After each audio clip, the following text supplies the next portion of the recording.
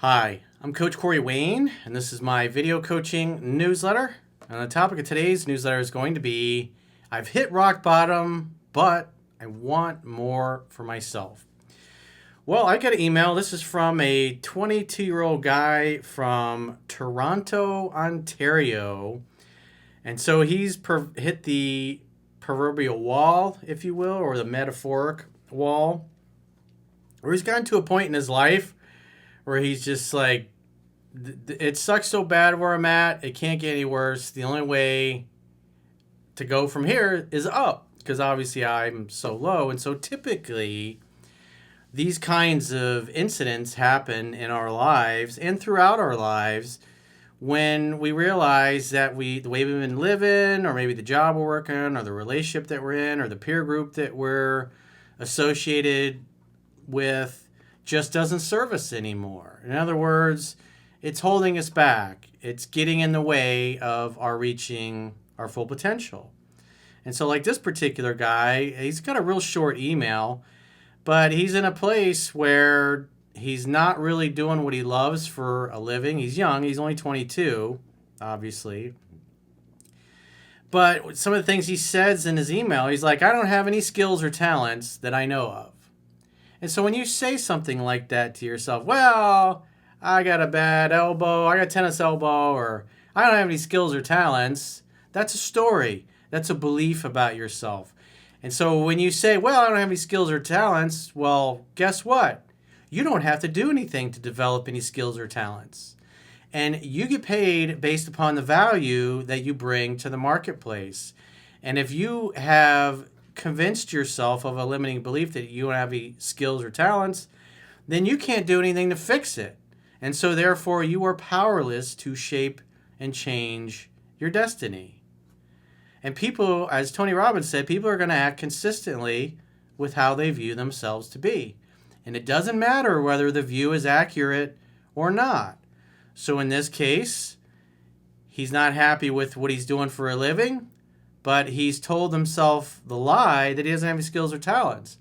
And if he doesn't have any skills or talents, well, there's no point in trying to develop your skills or talents because you don't have any. It's kind of like the dudes in the red pill community. They don't have any self-awareness, don't want to take any personal responsibility for their bad choices or their failure to vet bum bitches in the past. And then to cope, they just say, well, this is modern women. They're all like this. You don't understand, Corey. It's just, you don't understand girls my age. It's like, even though I continue to date girls that are their age, it's like, come on. But it becomes learned helplessness. And so when you live a life of learned helplessness, then everything becomes a self-fulfilling prophecy. You're stuck in one dead-end job after another because you've convinced yourself there's nothing you can do about it anyway. This is your lot in life.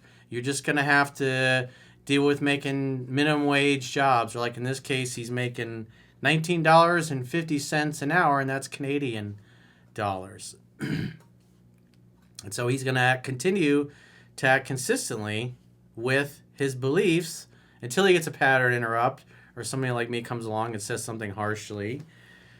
Because when you say something harshly, especially when there's a lot of truth in it, it's the kind of thing that makes people go, oh, I can't believe you said that.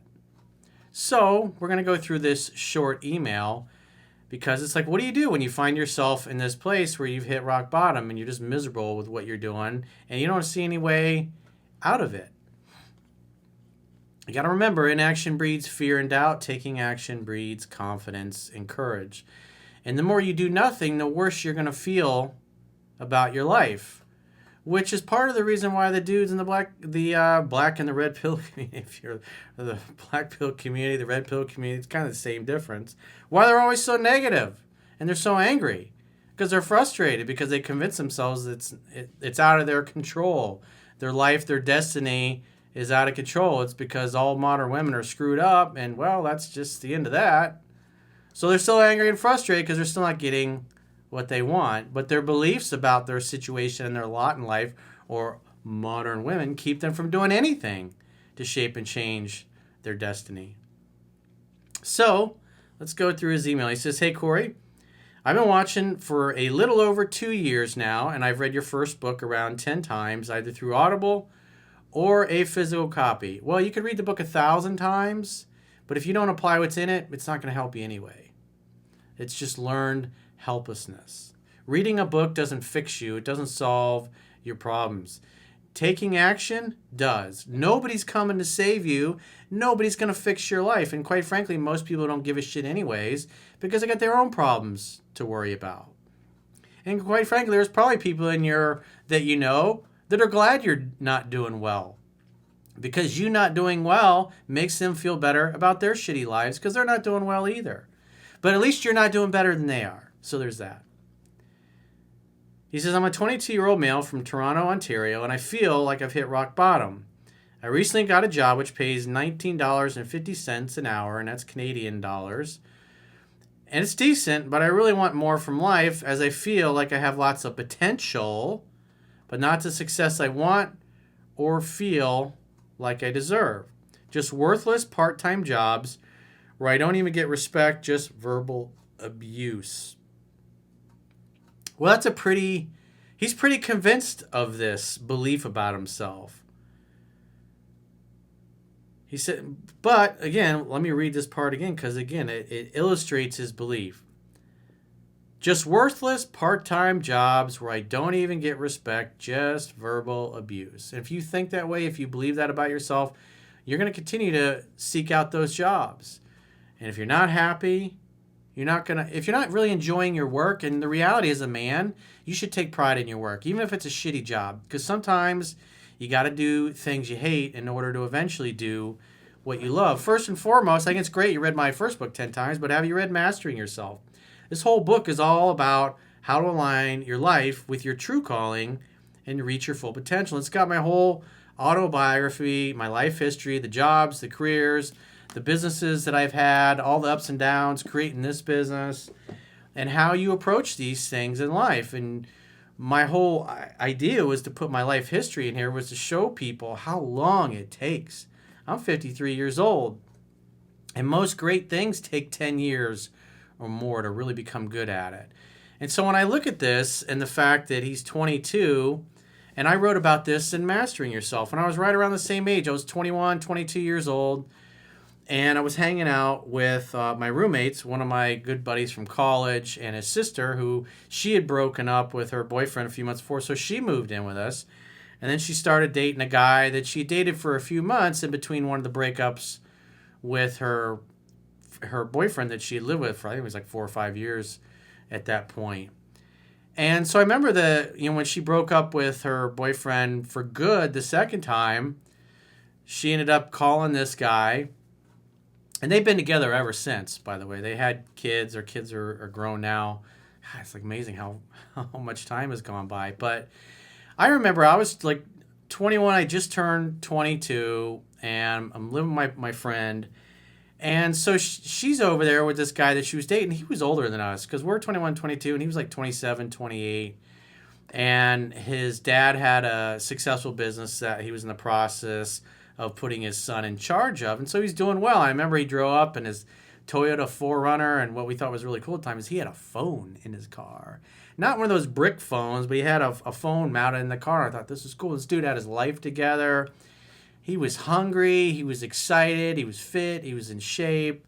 And obviously, my friend really loved this guy, ended up marrying him, and so far they've lived happily ever after. And what impressed me about him is that, because all of us, we were young. I was tending bar at the time. I was still going to school. My other friends, her brother, same thing. He was taking classes, dropping classes. We were just partying and goofing around. And, hey, we're young. We got our whole lives ahead of us, right? And so what I admired about this guy was that he had his shit together. He was getting after things. He was hungry. Granted, he was learning to take over the family business, if you will, and he grew it way beyond whatever it was before, but he was sharp. He had his act together, and my friend really loved and admired this guy and respected him and looked up to him. And I got to hang out with him and got to know him, and he inspired me. And it was just kind of one of those moments where, just like the same age that this dude was, I realized life is passing me by. I'm literally, in the next 12 months, most of my high school buddies are all going to be graduating college. I'm 22, And I didn't even end up graduating until I was 25. So it took me a whole other 3 years, almost twice as long to get my four-year degree as everybody else.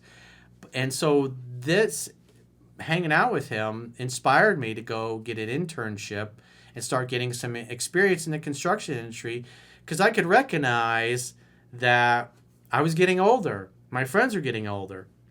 And all my high school buddies were going to school full time and were all about to graduate college the next year. And here I am. I'm barely halfway through 2 years of almost a 4-year degree basically. And so I started to recognize that I'm falling behind. I'm kind of slacking, and I wanted more for my life. I wasn't happy with that. I mean, I wrote about in Mastering Yourself. There was a time when I first started attending bar when I was 21 for about 3-4 months. I was thinking, man, I could do this full time. Maybe I won't even finish school. I'll just drop out and just do this. This is a great living. I mean, hell, I was making more money than my dad was making. I'm tending bar, and my dad's managing, I think, a linen supermarket at the time, and I'm making more money than he is. And I thought, what do I need to get this degree for? This is great.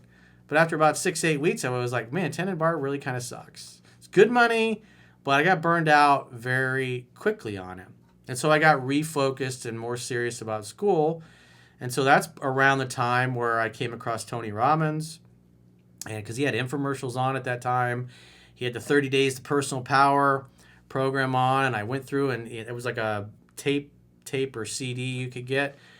And you just listen to, like, Monday through Friday, you listen to one. And when it first started out, you got to exercise that maybe takes you 2 minutes to do.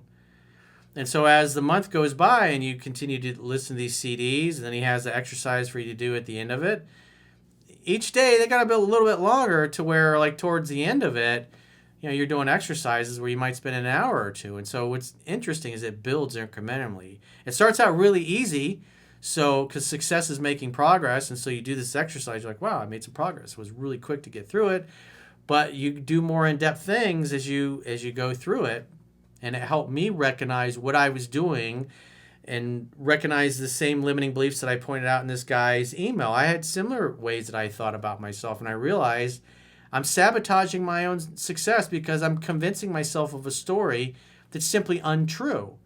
But I'm acting consistent with the story that I've created for myself and my life. And this is that, and at the time it was preventing me from doing the studying and really taking the time I needed to do to pass some of the really hard classes that I was in. It was just easier to put off the homework. Oh, I'll do it next weekend. Or I'll do it the weekend after. You know what? Our first test is coming up. They let us drop one test over the semester if we get a bad grade. So this will be the one test I'll drop. And the next thing you know, I'm halfway into the semester and I'm a month and a half behind, and there's just no hope of catching up. And I end up dropping the class, losing the money on it. Obviously, my parents were happy about paying for classes. It got to the point where my dad's like, I'm not paying for any more class. You keep dropping these things. And then my attitude was like, fuck you, Dad. Well, I'll pay for college out of my own pocket. And so I did that, and he was surprised because at that point he'd given up on me. He didn't take me seriously. He didn't think I was ever going to finish school. He's like, why should I keep wasting my money to pay for these classes when he's dropping half of them? Which I can understand. And so my dad, after that, he says, after that first semester, and he's like, well, I didn't mean you had to pay for it. I didn't mean I was going to. Well, you basically told me you didn't want to pay for any more classes. So I want to get my degree. I told you I was serious. I was going to do this. And you didn't believe me. He says, tell you what. When you get your report card, I will reimburse you for the classes that you take and you pass successfully. I was like, that works. And so I eventually graduated college when I was 25, got my degree. Granted, it's 3 years behind everybody else, but I was already working and had more experience. And the one thing I did do was that construction internship that I got. It was unpaid for about a month, 5 weeks, whatever it was. And then Hurricane Andrew hit, and we got loaded up with 45 homes, 115 condo units down in Cutler Ridge area. And so we had all this work, and they're like, hey, I need people. And they hired me full time, so I cut back on my bar shifts. But the point being is that you get paid based upon the value that you bring to the marketplace. And at that point, I had taken a bunch of classes in construction management, and I was good with my hands, and I had, obviously I had an understanding of how to build things, but I didn't work in the industry doing the day in, day out things. And so what did I really have to offer a company? I had my excitement and my enthusiasm and the fact that I was going to school and I was majoring in construction management. And so I got a job. It was an unpaid internship as a project estimator. So I was estimating construction costs, which was things that I was learning how to do in school anyways. And so after proving myself for a month that I was going to show up on time, I was going to work, I was even willing to work for free. And then they had all this other work because of Hurricane Andrew. And then they gave me a full-time job. And so I took it. And sometimes those are the kinds of things you have to do. But I knew what I wanted, where I was going. I had a passion for the thing that I was majoring in. And like this guy hasn't figured out yet what he wants to do with his life. But when you tell yourself that you're just having to take these worthless part-time jobs, it's like, but what's your plan? What is your plan to get beyond these bullshit part-time jobs? I didn't like working as a bartender or a waiter, but I did it for three and a half years because it was good money. And it made up for the fact that I wasn't making a ton of money working in the construction industry because I didn't have my degree yet. I didn't have any experience. What could I really offer to them? And so it was after working in the industry for several years. For that particular company, I worked for them for about a year and a half. Now I had a year and a half of experience and managing jobs and running jobs and bidding jobs out and dealing with the building department. So I had expertise. I had grown my reserve of knowledge, and I had developed my gifts, my skills, and my talents by working originally for free. But now I had a year and a half of experience. And then I went to a general contractor developer that was in Fort Lauderdale because I had experience now. And then they gave me a job. And I was making more money working for them than I was working at the last job. And they were doing bigger work than the first company I was working for. And then eventually, because of the contacts that I made in the construction industry through school and the relationships and the friendships, I got to know the CEO of Syntax Rooney back at the time. I knew his son because we had class together. We hung out, drank beers together. Really cool dude. And so I knew him and indirectly knew the CEO of the company. My marketing manager was also one of my professors at FIU, or the marketing manager, I should say, of Syntax Rooney. And then the scheduling manager was also a professor there. So I had three people. And the scheduling manager with the second company that I worked for did some consulting work for us on the schedule. So he knew my work ethic from classes and working in the industry. And so when I went to these guys and I said, hey, I want to work for Rooney. I want to work on a Disney job. I want to work on these big $100 million plus jobs. And they had the Coronado Springs Resort at Disney World coming up. And at the time, it was the largest. It was 300,000 square foot convention center, 2,000 hotel rooms. They had a replica of a Mayan pyramid. If you ever go to Disney World, stay at the Coronado Springs Resort. It's an amazing place. It's just really incredible what Disney's Imagineers come up with on those things. But that was a 2-year project. I got the job because of the contacts I made in college improving myself. And so over time, I got the experience in the industry to where by the time I was going to work for Rooney, I already had almost 4 years of experience in the industry at that point. And I now qualified once I got my degree. I could sit for the general contractor's exam, which I did, and I passed that. And so it was a process. Success is a process, and reaching your full potential is a process. And the point being is that you're going to want to apply yourself at things that you enjoy, ideally that you love and you enjoy, because it doesn't feel like work. It feels like playing. And I was full of enthusiasm. I was very excited back then. I couldn't wait to learn new things. I couldn't wait to experience new things and get on with my life. I knew what I wanted. But the book, which you can read for free in the members area, Mastering Yourself, has the process that I went through. There's also some videos on my YouTube channel, Discovering Your Purpose, that I did with Chunky and the rest of the girls that you can see, where it's like you got to come up with a list of all the things you love and you enjoy and that you're excited about, and then find a way to monetize those passions. In other words, the things that you love, you enjoy, that you're most interested in, what kinds of careers, what kinds of jobs are available that will enable you to do those tasks and get paid for it, and also learn. And so the more you learn, the more you grow your reserve of knowledge, like getting 4 years of experience in the construction industry, and developing your gifts, your skills, your talents. I was very detail-oriented, I was good with numbers. I was good with math. I understood construction mechanics and how things fit together. I was mechanically inclined.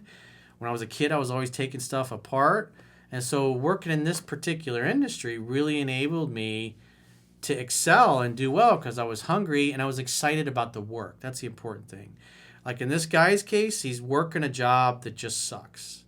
It's hard to get excited about a job that sucks. But if you know 2, 3, 4, 5 years down the road what you ultimately want to be doing and where you want to be 10, 15 years from now, then that gives you hope. That gives you something to strive for. And so this guy is literally at the same place that I was 31 years ago. And so I can understand his mindset, but he's got to get serious in applying himself at things he's interested in, that he's excited about. And so it would behoove him to read Mastering Yourself and follow the plan that's laid out in there.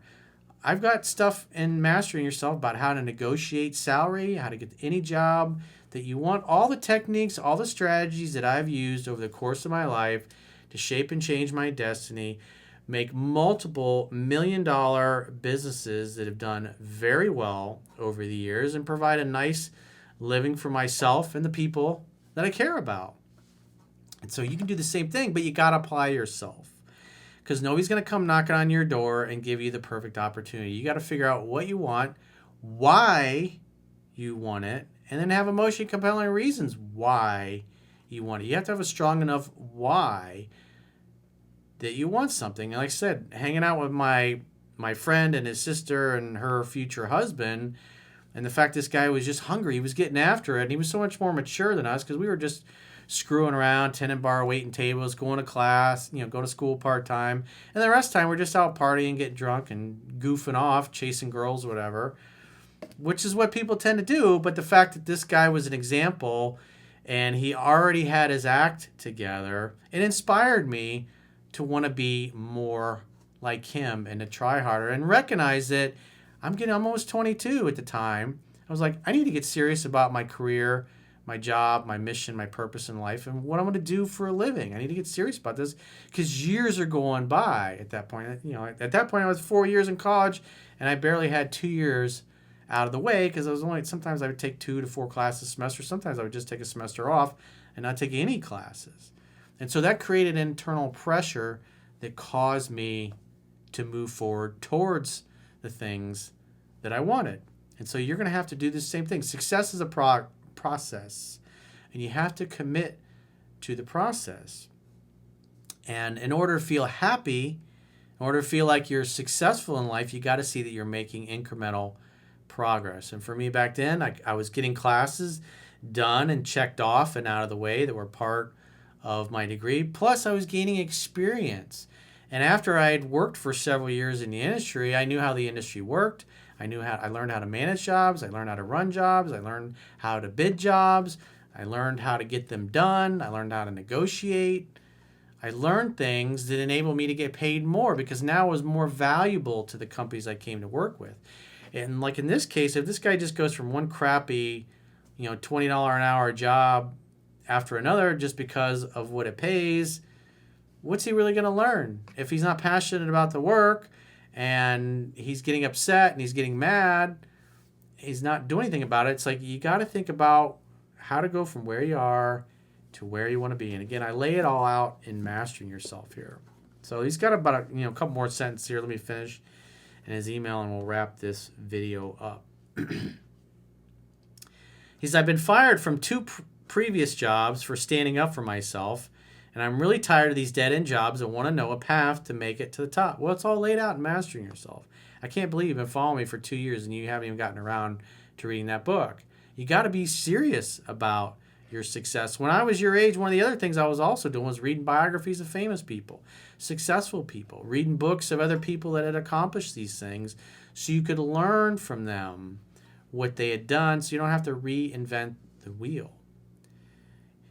He said, I don't have any skills or talents that I know of, and even schooling, as I did poorly in high school and never cared. I'm enrolled in criminology, but it makes me miserable. Well, you shouldn't be majoring in something that makes you miserable. That's a waste of time and money. But if you believe you suck and you're destined for crappy, crummy things, well, then of course you'll stay enrolled in criminology, because it totally lines up with your belief about yourself that you deserve to be miserable. If you deserve to have your dreams, then you're like, this sucks, but hey, this is a temporary stepping stone to get from where I am to where I want to be.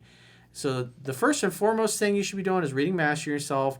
Then you should be watching the videos on how to discover your purpose. There's a whole tab of those. There's a whole playlist on my YouTube channel that you can follow along and do the exercises there for yourself to help you figure out what your purpose is. And then once you have all those things down on paper, then you're going to look and see what kind of jobs and careers line up with your passions and the things that you're most interested in, and then figure out how to get into it. Maybe you do an unpaid internship or something like that. Or maybe there's a degree that's required. The only reason you should go to college is because the degree is going to enable you to learn what you need to learn, to get your foot in the door and get a job in the industry that you're passionate about. Just like what I did. I started as an unpaid intern in the construction industry, proved myself, and then I got more responsibility, got an actual job, got an actual paycheck, and it grew from there. And because I was passionate about it, I worked harder than most people, and that's why I was able to learn a lot really quickly, because I was really excited about what I was learning about. This is why it's super important to pick something you love and you enjoy, because it's going to be hard. And you got to remember, it's going to take 10 years or more to get from where you are to really where you want to be. When I started when I was 18 years old until I got to the point where I was in the real estate industry and was doing really well, I would say the best years, like when things really started doing well, was when I started at 18 and it was like 31 to like 34, 35. Those were just, great years before the market went the other way. But if you look at the amount of years, that's 15 years. From the time I decided I wanted to major in construction management till I had my own company that was just killing it. It was about 15 years. And when I look at when I started doing what I'm doing now, I started when I was 36. And that business, it's about exactly 10 years ago that I got off my dad's couch and got my own place and moved back to Orlando and started doing well.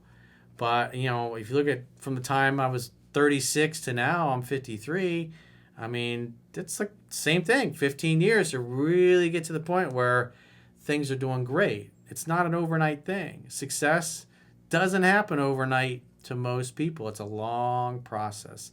And you got to think in terms of decades.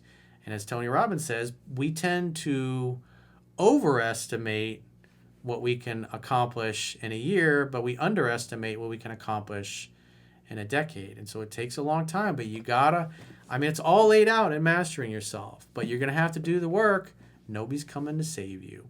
And if you'd like to get some help with discovering your purpose or figuring some of these things out for yourself, and you'd like my assistance, you can go to understandingrelationships.com, click the products tab at the top of your screen, and book a coaching session with yours truly. Until next time, I will talk to you soon.